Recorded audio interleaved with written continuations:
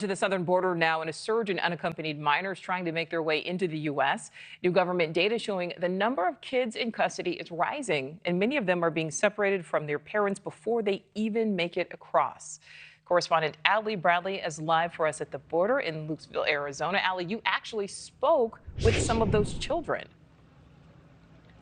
Yeah, Nichole, you're exactly right. And here in Lukeville, it's still quite the sight to see. We still have hundreds of people, most of them single adults over here, that are waiting to be transported and processed. They haven't even been received by Border Patrol yet. Some of them have been waiting here for 3 days.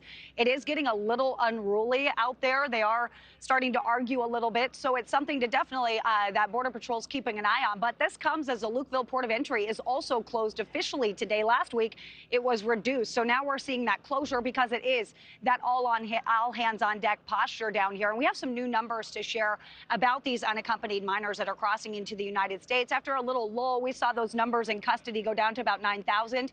Now we're back up, surpassing 10,000 again, Nichole. And I did get the chance to talk to two young girls that had crossed over the border. They were absolutely terrified. Two young girls, ages 7 and 10. They came across unaccompanied, and they were actually from Ecuador. You can hear some of the things that they say here really quickly. Listen to this. Where are they from? Okay, we're going to put them in a truck. Yeah, so these girls are just 7 and 10, as I mentioned. They have no family here. They kept asking me for their mom. They were just scared beyond belief. They had tears streaming down their eyes. I was trying to reassure them that they would be okay, but I did ask Border Patrol what is the likelihood that they would actually be reunited with their family on this side, because they said that their mother was already in the United States. They said they can't guarantee it. Take a listen to what a retired Homeland Security investigator said about this. Most of these children, at least in my experience, the cases that I investigated, the children and the child was given up by the parent voluntarily.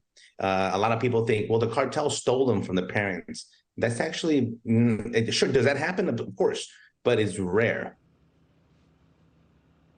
Okay, so as I mentioned, there is no guarantee that they were going to be reunited. And Nichole, it was just a really tough thing there watching that play out, because there's two little girls, a 10-year-old and a 7-year-old, continuing to ask me where their mom is.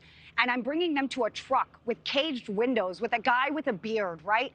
And they were just hoping for safety and security, hoping to be reunited with their mom. And all I could do was reassure them that it was going to be okay. But in my heart, I don't know if it's going to be okay, if they're going to be reunited with their family. Now, when you come back here to Lukeville and we see the port closure that is on the way to a popular tourist destination, Rocky Point, that port of entry, again, is closed. So they're going to have to take the long way around. And this is worth mentioning. This is all happening in a national monument. So this is a public park that this is all happening at. So you see people driving by, people on bikes, and kind of living normal life while all of this is playing out, Nichole. All right, Ali Bradley live for us at the border in Arizona. Thank you. Thank you for watching. Go to newsnationnow.com to find News Nation on your television provider. And don't forget to click the red subscribe button below to get more of News Nation's fact-driven, unbiased coverage.